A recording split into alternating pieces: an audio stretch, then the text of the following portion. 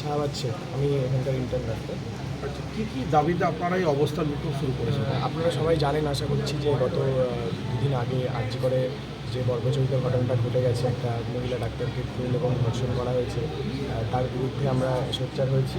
গতকাল আমরা র্যালি বার করেছিলাম এবং তারপরে আমরা মোমবাতি মিছিলও করেছি গত রাতে, এবং তারপরের থেকে আমরা এখানে অবস্থান বিক্ষোভে বসেছি। আজকে আমাদের অবস্থান বিক্ষোভের দ্বিতীয় দিন।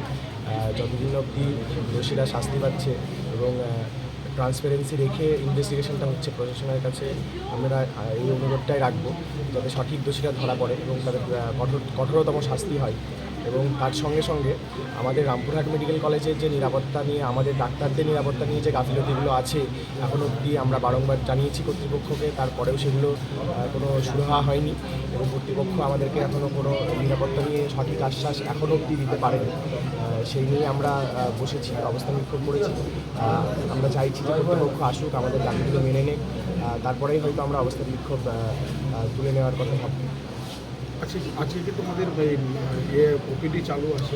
না, আজকে তো রবিবার, ওপিডি বন্ধ, বাট আজকে আমাদের এমার্জেন্সি পরিষেবা চালু আছে। প্রত্যেকটা ওয়ার্ডের যে এমার্জেন্সি পরিষেবা সেগুলো চালু আছে। আমাদের জেনারেল এমার্জেন্সি চালু আছে, ওটি চালু আছে, লিভার রুম, এসএনসি যেগুলো এমার্জেন্সি সার্ভিস সেগুলো সব চালু আছে।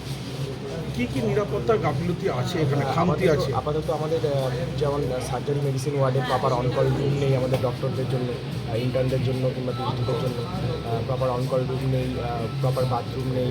সামনে যে কোলাপসিবল গেটের কথা আমরা বারংবার জানিয়েছিলাম, সেগুলোও বসানো হয়নি, কারণ এটি গত সপ্তাহে এবং তার আগে বারংবার একই ঘটনা বারংবার হয়ে এসছে যে একসঙ্গে অনেক 50-60 জন লোক ঢুকে হসপিটালে ভাঙচুর করা।